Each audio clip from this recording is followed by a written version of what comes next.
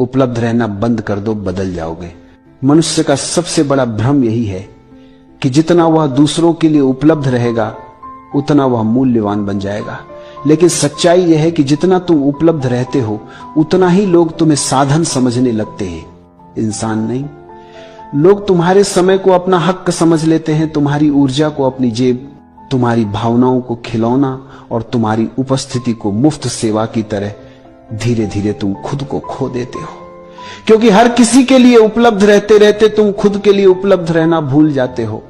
जिस दिन तुम हर किसी के लिए दरवाजा खोलना छोड़ दोगे उसी दिन तुम खुद के भीतर का दरवाजा खुलते हुए महसूस करोगे।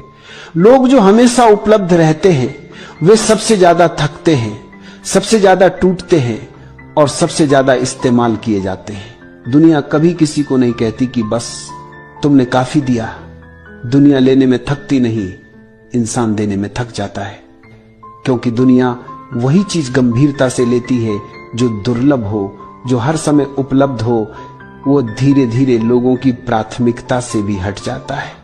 तुम सोचते हो कि उपलब्ध रहकर लोग तुम्हें पसंद करेंगे, लेकिन सच उल्टा है। बहुत ज्यादा उपलब्ध रहो, लोग तुम्हें हल्का समझने लगते हैं। जितनी आसानी से तुम मिल जाते हो उतनी ही आसानी से लोग तुम्हें भुला देते हैं। उपलब्ध रहने का नशा बड़ा खतरनाक है।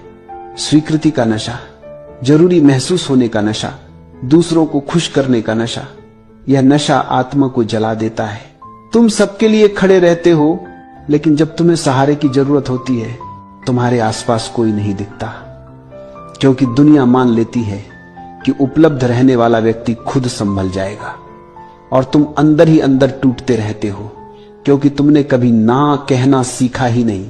ना कमजोरी नहीं है, ना सीमा है, ना दीवार है जो तुम्हारी ऊर्जा की रक्षा करती है, ना वह शुद्ध शक्ति है जिससे तुम खुद को वापस पाते हो। जो व्यक्ति ना नहीं कह पाता वह दुनिया का भार उठाते उठाते खुद को भूल जाता है। जब तुम लोगों के लिए कम उपलब्ध होते हो तुम अपने लिए ज्यादा होते हो। तुम उन लोगों को पहचानने लगते हो जो तुम्हें सिर्फ इस्तेमाल करते थे, और उन लोगों को भी जो सच में तुम्हें समझते हैं। तुम धीरे धीरे महसूस करते हो कि तुम्हारा समय कितना मूल्यवान था, तुम्हारी ऊर्जा कितनी पवित्र थी और तुम कितने साल उन लोगों पर बर्बाद करते रहे जिन्हें तुम्हारी कदर ही नहीं थी।